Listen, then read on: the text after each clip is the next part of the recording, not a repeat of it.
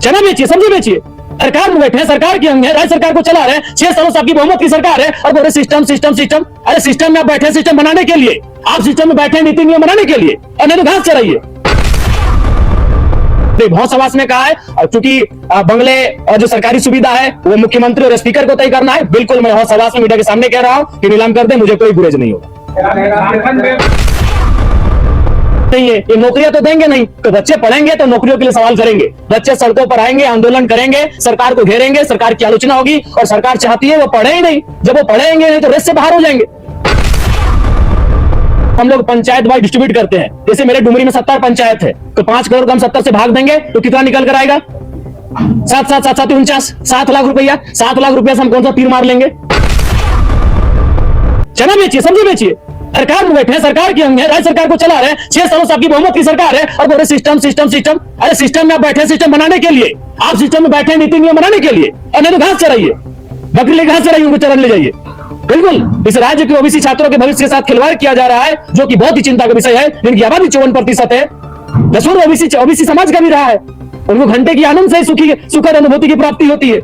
आज ये बहुत बड़ा प्रश्न चिन्ह लगा है उनके जीवन पर, उनके लाइफ पर। बिल्कुल उनका लाइफ, उनका मैं देख पा रहा हूं, मुझसे हजारों छात्र आज लगभग विगत 6 महीनों मिल चुके। मैं नहीं कह रहा हूं एक दिन में, 6 महीनों में हजारों छात्र जनता दरबार के माध्यम से मुझे मिल चुके हैं। और रोते रोते हमसे मिलते हैं, वो धीरे धीरे शहरों से अपने गांव की ओर वापस जा रहे हैं, वो मजदूरी के लिए बाहर जा रहे हैं। आप आंकड़ा निकालिए, आप आंकड़ा निकालिए कि जो लोग पलायन कर रहे हैं, जो युवा पलायन कर रहे हैं अन्य राज्यों में, अन्य देशों में काम करने के लिए, उनकी आयु क्या है? उनकी आयु 18 से 25 साल के बीच है।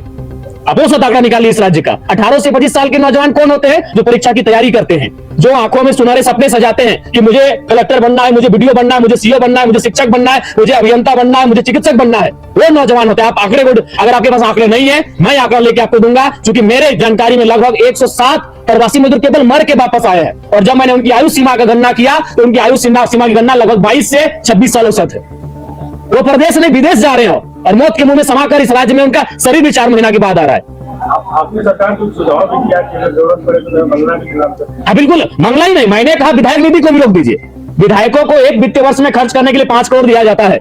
हमारे यहाँ 81 विधायक है, 400 करोड़ एक अच्छा खासा राशि हो जाएगा। और दूसरा बात, विधायक निधि से हम करते क्या है? हम कोई बहुत बड़ा काम नहीं करते विधायक निधि से। आपकी जानकारी के लिए बता दे, पहले जब हम विधायक निधि लेके जाते हैं तो उसको हम लोग पंचायत वाइज डिस्ट्रीब्यूट करते हैं। जैसे मेरे डुमरी में 70 पंचायत है, तो 5 करोड़ का हम 70 से भाग देंगे तो कितना निकल कर आएगा? 7 7 7 7 49, 7 लाख रुपया। 7 लाख रुपया से हम कौन सा तीर मार लेंगे? एक पीसीसी का ही निर्माण करेंगे, फाइबर ब्लॉक का ही निर्माण करेंगे, या चबूतरा बनाएंगे। विधायक निधि से आपकी जानकारी के लिए बता दें, विधायक निधि से या तो चबूतरा बनता है, या तो वो 200 से लेकर 500 फीट का पीसीसी बनता है, या तो किसी की गली में वो फाइबर ब्लॉक का निर्माण होता है। बताइए इससे हम कहां चांद पर चले जाएंगे? मैंने कहा कि ये योजनाएं अगर नहीं होंगी तो हमारे राज्य को और हमारे क्षेत्र को विशेष फर्क नहीं पड़ेगा। अगर हम पीसीसी नहीं बनाए तो फर्क नहीं पड़ेगा, लेकिन अगर युवा नहीं पढ़ेंगे, जो अभी पढ़ने वाले हैं, जो स्कूल कॉलेज में पढ़ने वाले हैं, तो फर्क पड़ेगा।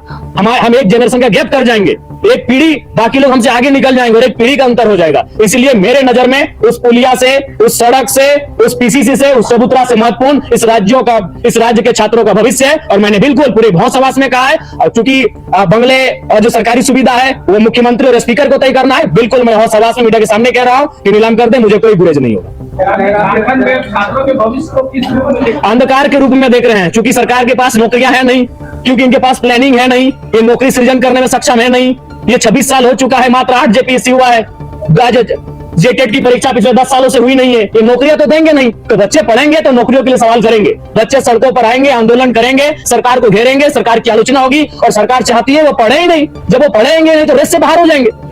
तो ये चाहते हैं कि स्कॉलरशिप ना दिया जाए, ताकि वो बड़ा होकर जब नौकरियों का दावा करेंगे, नौकरियों की मांग करेंगे, तो रेस से बाहर हो जाए। ये संकीर्ण सोच है हमारी सरकार की, जिस पर हमें बहुत ही घिन आती है।